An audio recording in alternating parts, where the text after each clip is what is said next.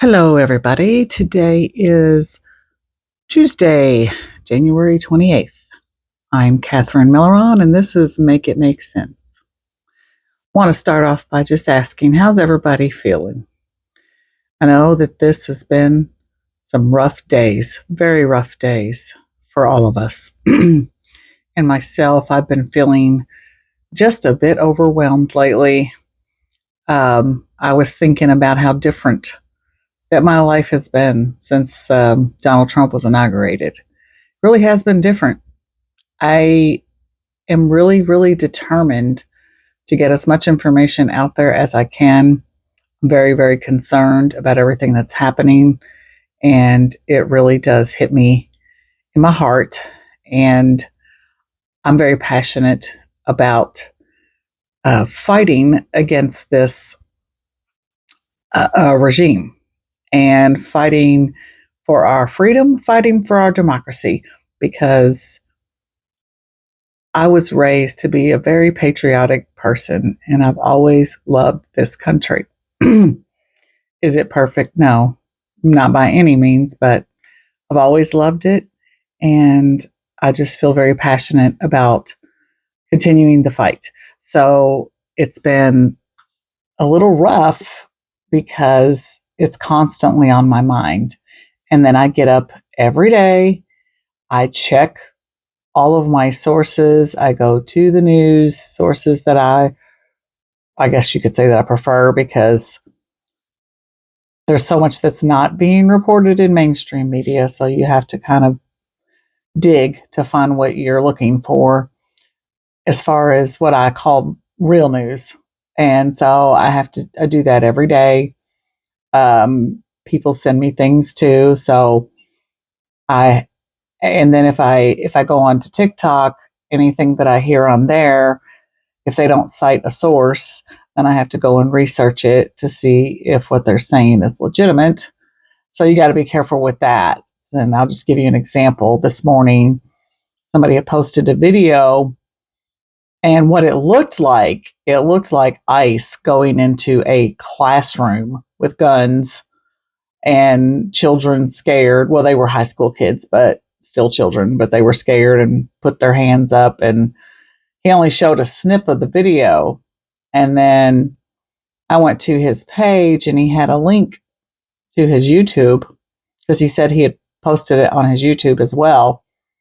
And so I went to his YouTube, and it was not an ICE raid. It was a school shooting. I don't know when it took place or when this was, because there was no date stamp. And it was a school shooting, and the police were coming in there to round up all the students and get them to safety. So I've not seen or heard nothing about any ICE entering any schools. I mean, it's a possibility that it could happen, because Donald Trump did reverse that order where they are free to enter schools, churches, and courthouses. But I haven't personally seen or heard anything about them entering any schools. So I like to make sure I have my facts straight. And as a matter of fact, I just watched a news report about an ICE agent was saying that we have names on list, and these are people that we are targeting, which are currently the people who are committing crimes. Now, I have heard, I've heard information contrary to that. I know that my daughter said she saw a video on TikTok where some construction workers, some migrants construction workers were literally hiding underneath of the where they were working in like a little tunnel thing, and ICE was walking up above, looking for them. So, you know, there could have been one person there they were looking for. I don't know, but we just have to kind of wait and see what happens with that, is my point. We just have to prepare for the worst and hope for the best, is really all we can do at this point.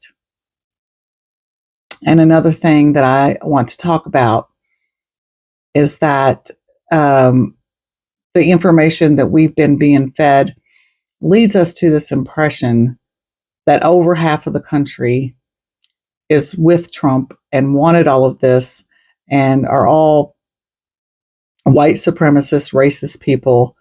And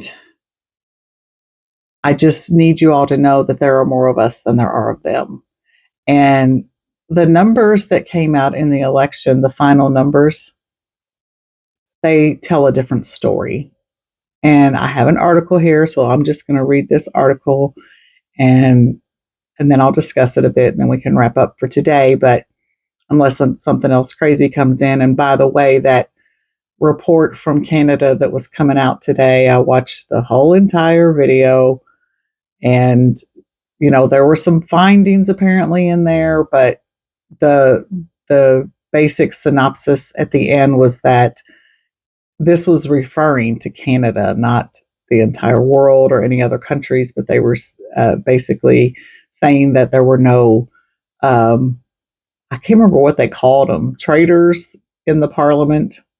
And so a lot of people were speculating that the information that was going to come out today was going to reveal a lot of other information about election interference in other countries, and it was going to spark an investigation and this and that. I don't know. I don't know the details of that. I'm not even going to try to speak on it. But from what I heard today, there wasn't anything alarming in the report. There really wasn't. So anyway, this article was written by a gentleman named Greg Pallas. He is an investigative journalist for Rolling Stone, BBC Newsnight, and The Guardian. So and he has numbers here to back up his statements. So this is why I wanted to read this.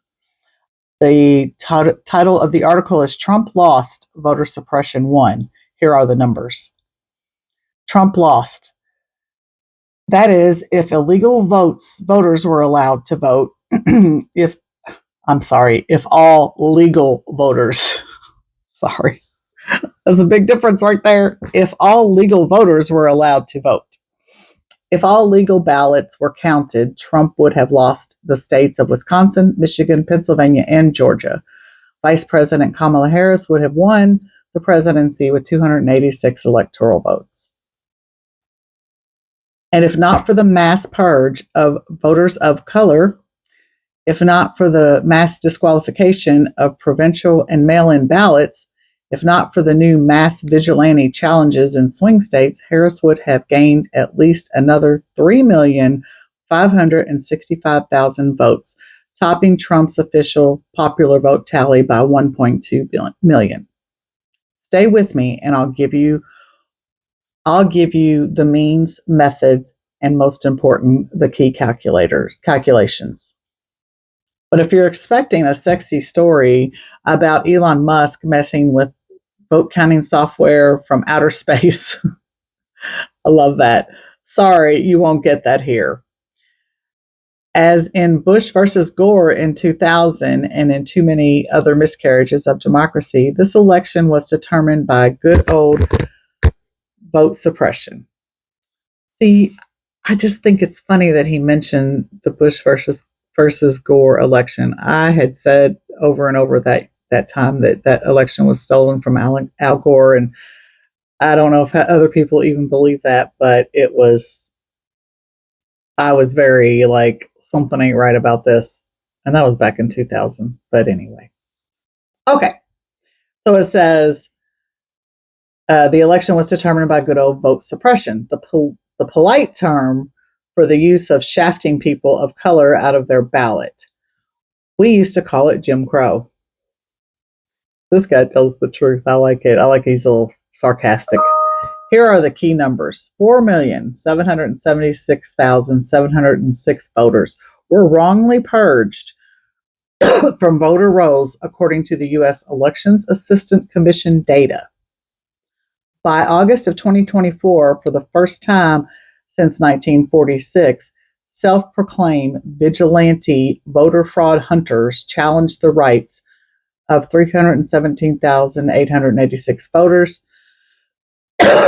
Sorry, the NAACP Georgia estimates that by election day, the challenges exceeded 200,000 in Georgia alone. No less than 2,121,000 mail-in ballots were disqualified for minor clerical errors, i.e. postage due, etc. At least 585,000 ballots cast in precinct were also disqualified. 1,216,000 provisional ballots were rejected, not counted. 3.24 million new registrations were rejected and not entered on the rolls in time to vote. If the purges, challenges, and ballot rejections were random, it wouldn't matter. It's anything but random. For example, an audit by the state of Washington found that black voter was 400% more likely than a white voter to have their mail-in ballot rejected. Rejection of black in-person votes, according to a U.S. Civil Rights Commission study in Florida, ran 14.3%, or 1 in 7 ballots cast. There are also the uncountable effects of the explosive growth of voter intimidation tactics, including the bomb threats that closed 31 polling stations in Atlanta on Election Day. Then it says, America's nasty little secret. The nasty little secret of American democracy is that we don't count all the votes, nor let every citizen vote. In 2024, especially after an avalanche of new not going to let you vote laws passed in almost every red state, the number of citizens Jim Crowed out of their vote soared into the millions, according to the Brennan Center for Justice. Since the 2020 election, at least 30 states enacted 78 restrictive laws to blockade voting.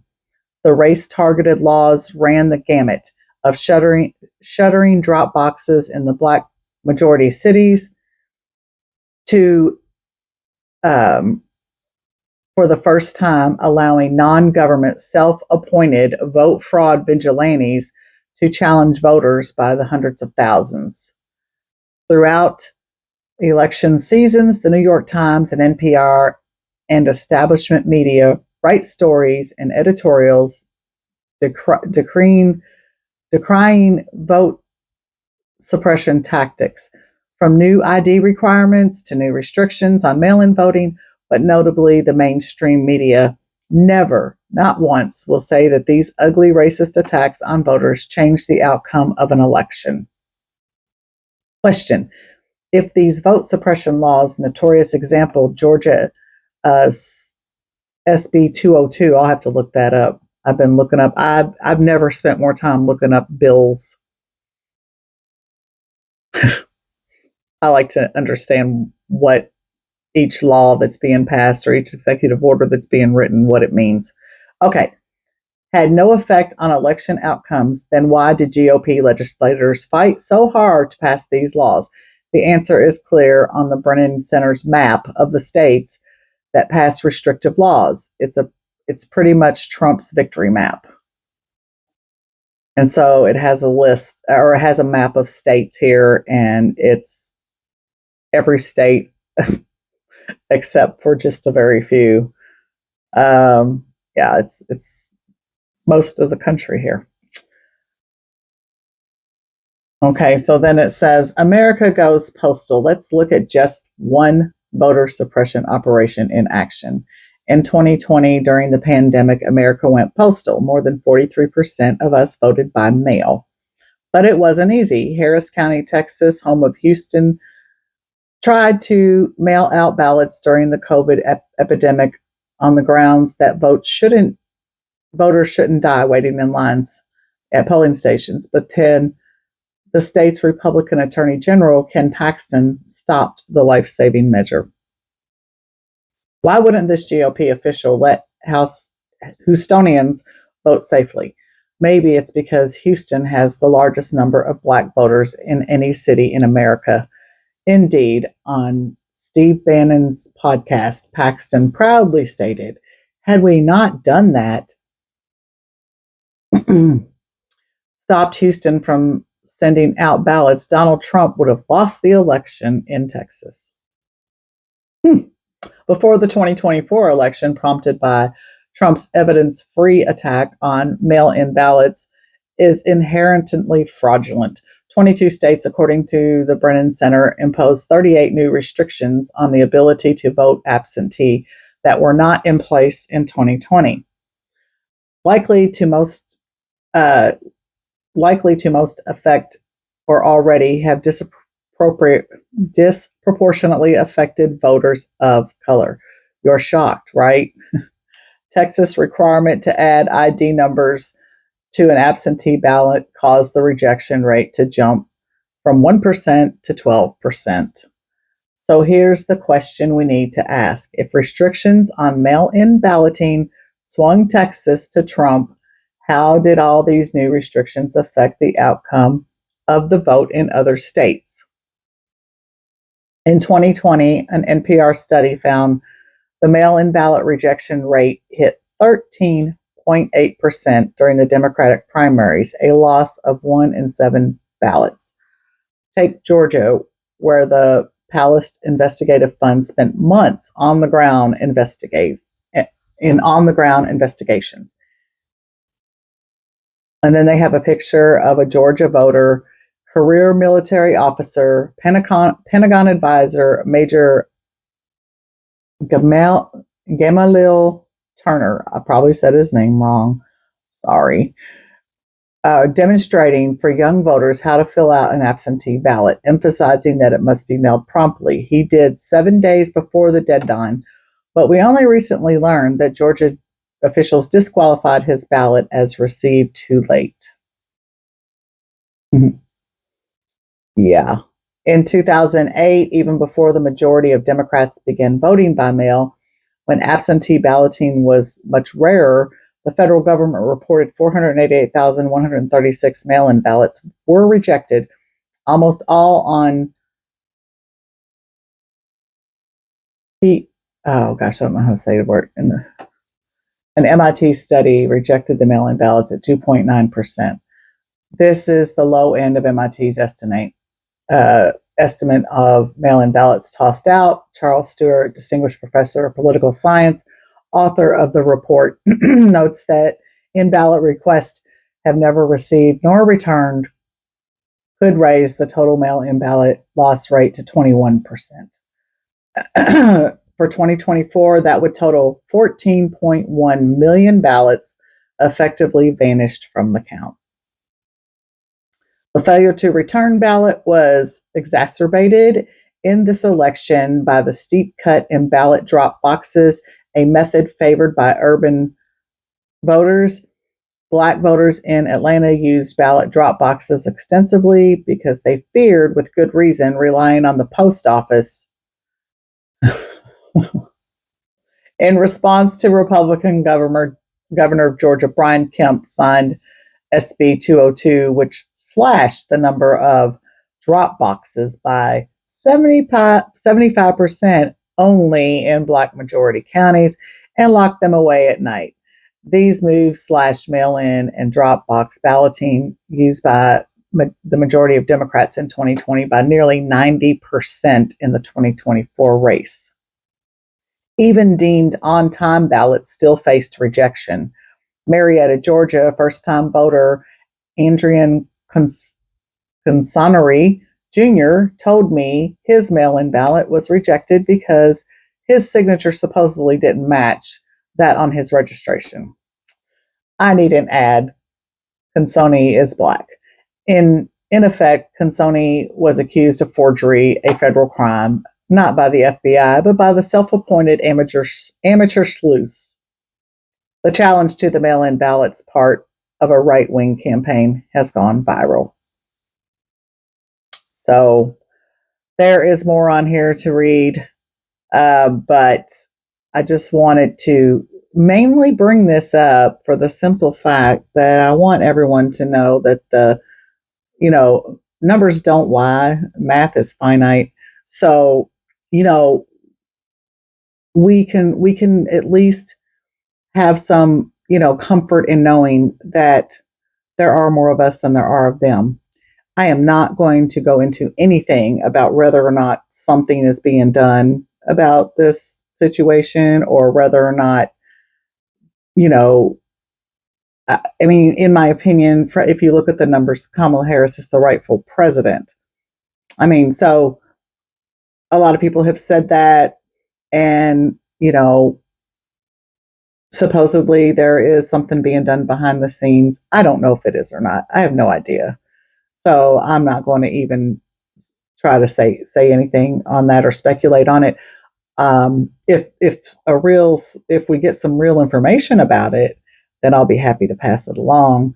But for right now, this is what we have. This is what we're dealing with, and if Donald Trump stays in power, because there's other ways he can be removed from power. Impeachment is like top of the list right there. That could be done pretty easily. For the crimes he's already committed since he's been in office, but was trying to bypass the Constitution and whatnot. But I guess we're just gonna have to wait and see. But if if it continues like the trend has been, that he continues to be untouchable and continues to just bypass every check and balance, then we have a long 4 years ahead of us, and then we have to wait and see if it's going to extend beyond the 4 years, because he's already been pushing for a third term, and that's real. I'll find the source, and I'll make another video about it. But he is trying to push for a third term, just so you know. Okay. So I really appreciate each and every one of you watching. And I do encourage you to please subscribe, comment, and share. I am just starting out at this. I'm not a professional by no means, but I have just felt it deep in my heart that I need to just continue to help get the information out there, because there are other sources where you can get information, but I just want to help as much as I can, because we need to know the truth about what is happening. That is what we need to know. So I've got a lot of information in previous videos. If you haven't seen them, I encourage you to watch them, because I am trying to keep track of what is happening and reporting on it just as soon as I can. So I appreciate all your support. And if you want to email me, my email address is makeitmakesense53@gmail.com. Everyone have a great day, and keep your head up, keep hope alive, as Martin Luther King Jr. said, and keep fighting. And we will eventually win this fight.